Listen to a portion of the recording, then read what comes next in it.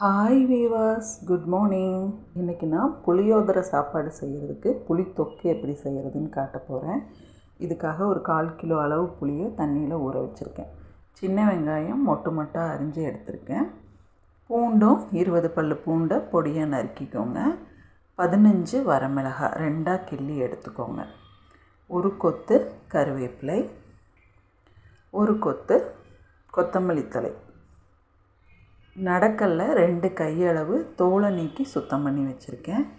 கடலப்பருப்பு, உளுத்தம் பருப்பு, கடுகு, வெந்தயம், மஞ்சள் தூள், உப்பு. இதுதான் நம்ம புளித்தொக்கு செய்கிறதுக்கு தேவையானவை. ஒரு வாணலியில் முதல்ல எண்ணெய் விடாமல் வெந்தயம் ஒரு 1½ ஸ்பூனை போட்டு நல்லா வறுத்து தனியாக எடுத்து பொடி பண்ணி வச்சுக்கோங்க.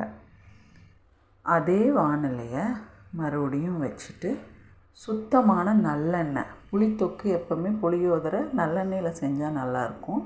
சுத்தமான நல்லெண்ணெயை ஊற்றிட்டு கடுகு போட்டு பொரிஞ்சதுக்கப்புறம் கடலப்பருப்பு ஒரு கைப்பிடி அளவு, உளுத்தம்பருப்பு ஒரு கைப்பிடி அளவு, நம்ம எடுத்து வச்சுருக்கிற நிலக்கடலையும் சேர்த்து பொன்னிறமாக வறுத்துக்கோங்க.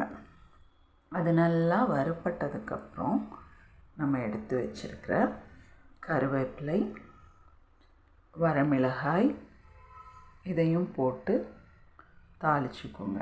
இந்த புளித்தொக்கு நம்ம செய்கிறோம் அப்படின்னம்னா 15 நாள் வரைக்கும் நம்ம ஸ்டோர் பண்ணி வச்சுட்டு அப்பப்போ சாதத்தில் போட்டு விரட்டி புளியோதரை டக்குன்னு கிளறிடலாம். ஃப்ரெண்ட்ஸ், ட்ரை பண்ணி பாருங்கள்.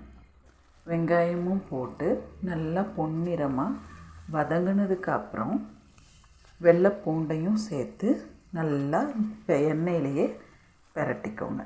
அதுக்குள்ளே நம்ம புளியை நல்லா கரைச்சி வடிகட்டி எடுத்து வச்சுக்கோங்க. மண் இல்லாமல் மஞ்சத்தூள் சேர்த்துட்டு வடிகட்டின புளி தண்ணியையும் அதில் சேர்த்து கொஞ்சம் அதிக அளவு உப்பு சேர்த்துக்கோங்க.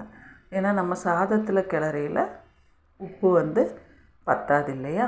நல்லா கொதி நல்லா சுண்டி எண்ணெய் கக்கட்டும். அதுக்கப்புறம் நம்ம பொடி பண்ணி வச்ச வெந்தய பொடியையும் சேர்த்து கொத்தமல்லி தலையையும் தூவி ஒரு கொதி விட்டு இறக்குனீங்கன்னா வாசம் ஊரையே தூக்கும். ஃப்ரெண்ட்ஸ், நான் முதல்லையே ஒரு டம்ளர் சாப்பாடு வேக வச்சுருக்கேன். தேவையான அளவு புளித்தொக்கை போட்டு சாதத்தை பிரட்டி எடுத்திங்கன்னா புளி சாதம் ரெடி ஆகிடுச்சு. என் வீடியோஸ் உங்களுக்கு பிடிச்சிருந்ததுன்னா சப்ஸ்கிரைப் பண்ணுங்கள், ஷேர் பண்ணுங்கள், லைக் பண்ணுங்கள். ஓகே, பாய்.